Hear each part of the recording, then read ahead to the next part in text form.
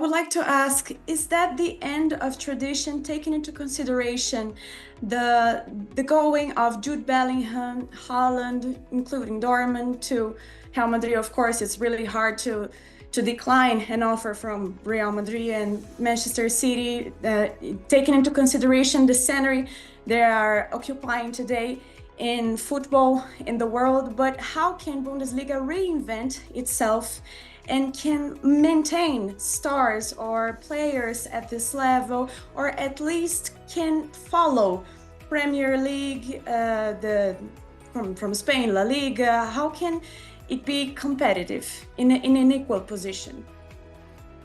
In an equal position, it's very difficult, because obviously the Premier League can spend far more, with its income that it gets from television rights and media rights than the Bundesliga or even the Serie A in the Spanish league as well.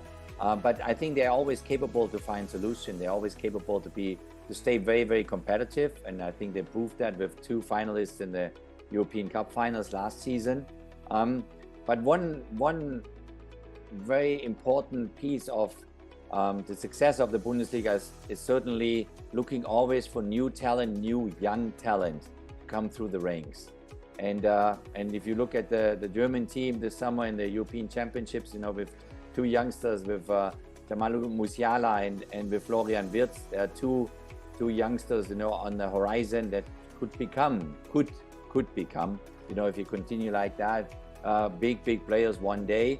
And also to invest constantly in their own youth teams around the Bundesliga.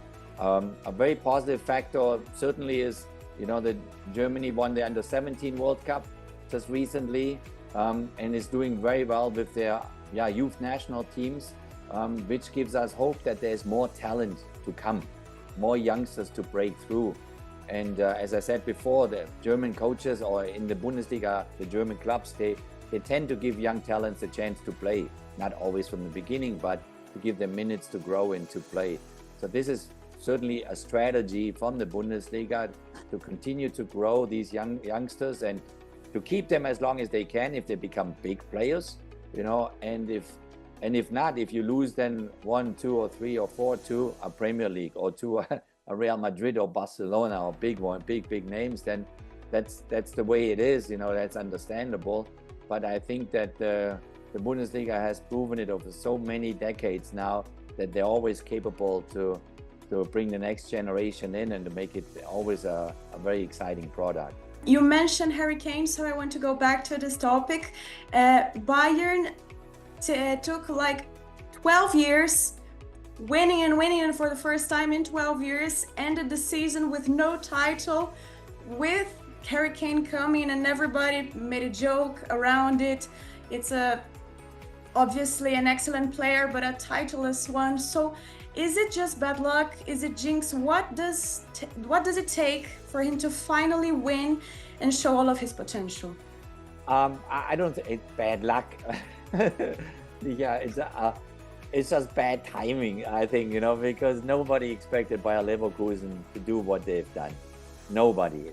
They came really by surprise, and you got to give them the biggest compliments in the world, Bayer Leverkusen, of what they did and achieved and how they won the Bundesliga.